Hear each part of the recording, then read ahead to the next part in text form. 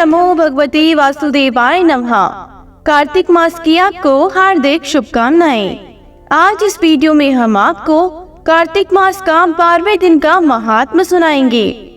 इतनी कथाएं सुनने के बाद महाराज पृथु नारद जी से प्रार्थना की, हे देवर्षि, आपने कार्तिक महात्म्य, कर्क चतुर्थी व्रत और गृहस्थ धर्म के बारे में मुझे इतना कुछ बतलाया है। अब कृपा करके तुलसी का महात्म्य भी बतलाने की कृपा कीजिए। नारद जी बोले, हे राजा पृथु, प्राचीन काल में सहाद्री क्षेत्र के करवरीपुर में अत्यंत ज्ञानी, धर्मात्मा तथा ओम नमो भगवते वासुदेवाय मंत्र का जाप करने वाला धर्मदत्त नामक एक ब्राह्मण रहता था। वह अतिथियों का आदर सत्कार भी खूब करता था। एक दिन प्रातः काल एक प्रहर रात्रि शेष रहने पर वह ब्राह्मण पूजा की सामग्री लेकर भगवान के मंदिर की ओर जा रहा था। इतने में उसने सामने से आती हुई एक अत्यंत भयंकर राक्षसी को देखा। आगे को निकलते हुए टेढ़े मेढ़े और बड़े बड़े दांत, लाल बिल्कुल नग्न लकड़ी के समान ऐसी भयंकर राक्षसी को देखकर भयभीत धर्मदत्त ने अपने हाथ का तुलसी मिश्रित जल उस पर फेंक दिया। राक्षसी के समस्त पाप दूर हो गए और वह हाथ जोड़कर धर्मदत्त के पैरों में गिर पड़ी। तब धर्मदत्त ने पूछा, तू कौन है और किस पाप के कारण इस दशा को प्राप्त हुई?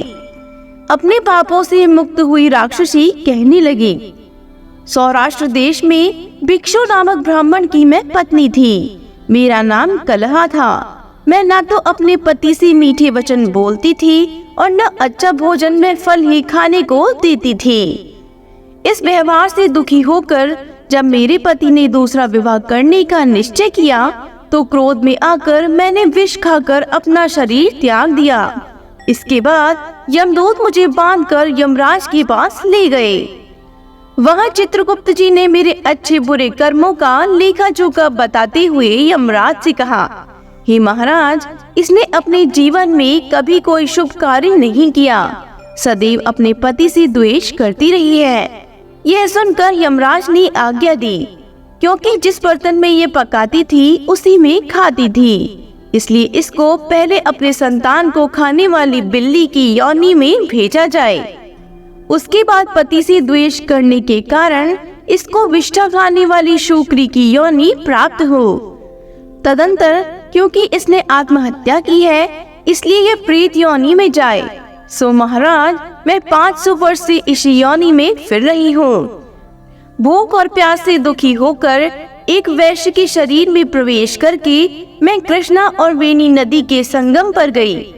जैसे ही मैं नदी के तट पर पहुंची, विष्णु के दूतों ने मुझे वैश्य के शरीर से निकालकर बाहर फेंक दिया। वहां घूमती फिरती मैं आ रही हूँ कि आप मिल गए।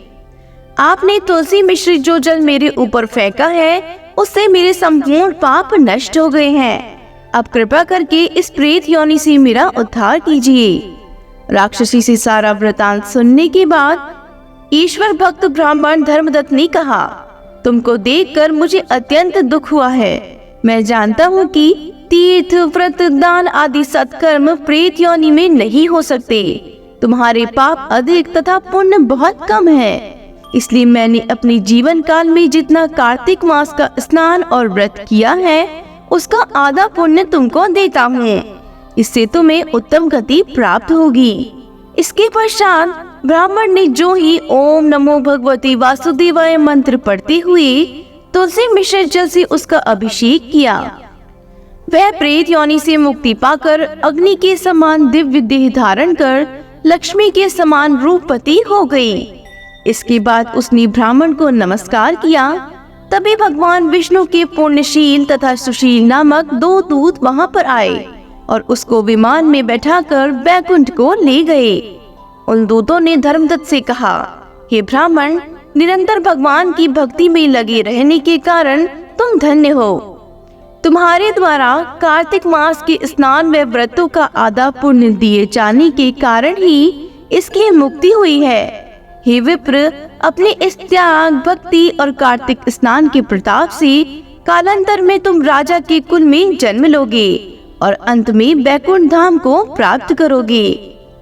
इसी के साथ 12वें दिन का महात्म पूर्ण होता है। कार्तिक मास के सभी महात्म्य को नियमित रूप से सुनने के लिए हमारे चैनल को सब्सक्राइब जरूर करें। बोलो विष्णु भगवान की जय हो।